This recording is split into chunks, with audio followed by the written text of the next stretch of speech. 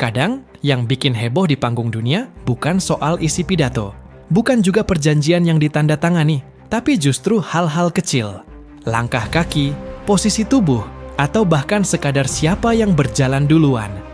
Itulah yang bikin publik global mendadak ramai ketika dua momen berbeda memperlihatkan kontras sikap antara Donald Trump dan Prabowo Subianto saat bertemu Raja Charles yang ketiga. Pada 17 September 2025, Trump datang lagi ke Inggris untuk kunjungan kenegaraan.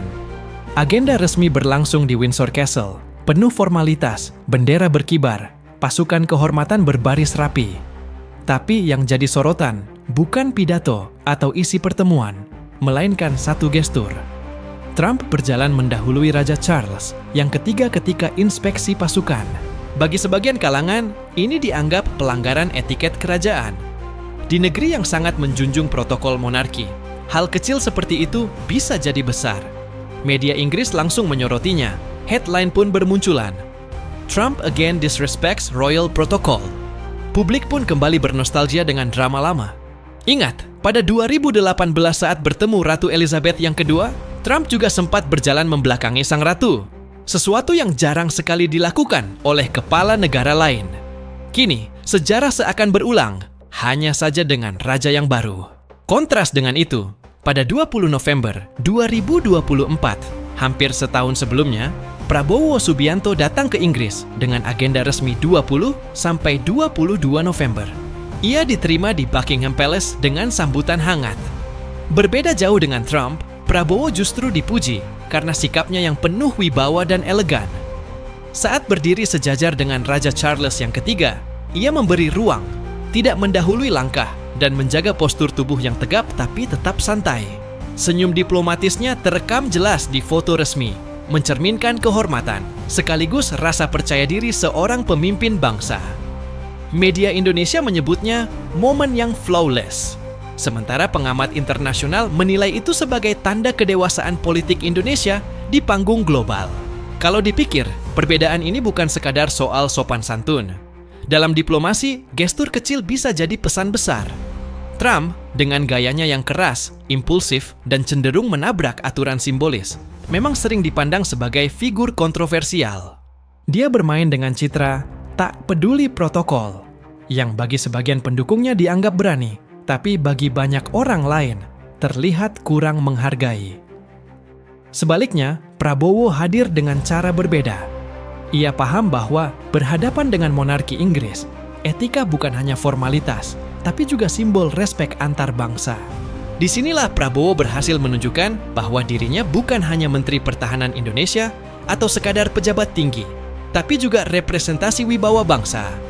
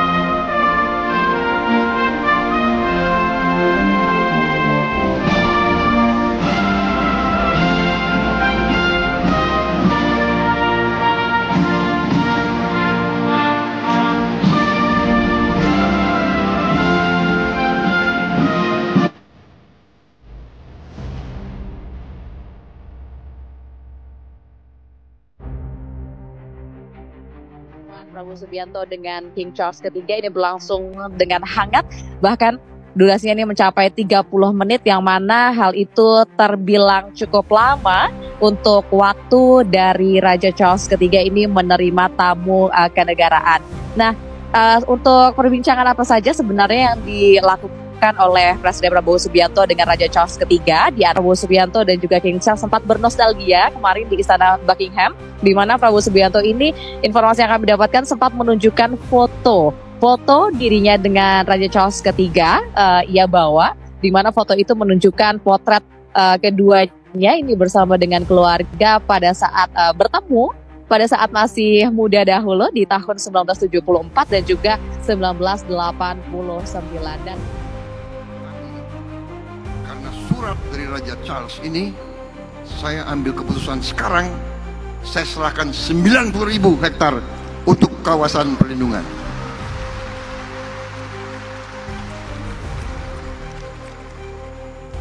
Saya sisakan 8.000.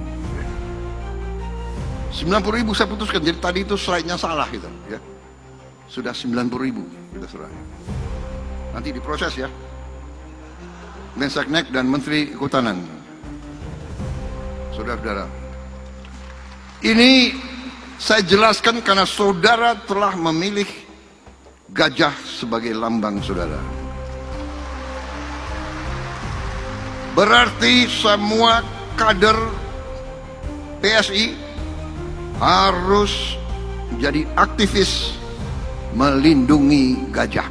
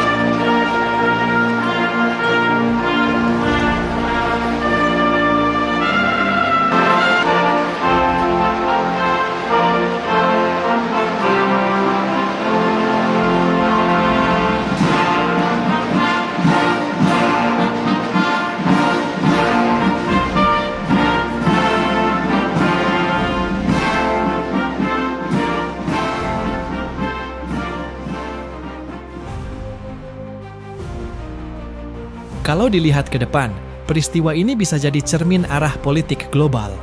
Trump, jika kembali berkuasa di Amerika, mungkin akan terus membawa gaya diplomasi unfiltered yang membuat dunia terbelah antara yang kagum karena dianggap berani dan yang jengah karena dianggap kasar.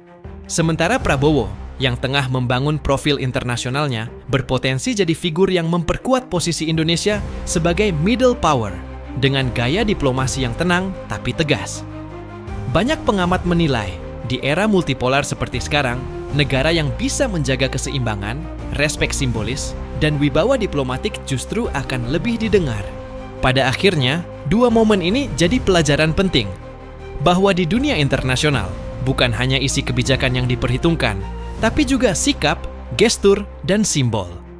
Trump mungkin meninggalkan jejak kontroversi pada 17 September 2025, sementara Prabowo justru meninggalkan kesan positif pada 20 November 2024. Perbedaan itu mencerminkan bukan hanya gaya individu, tapi juga cara bangsa mereka dipandang di mata dunia.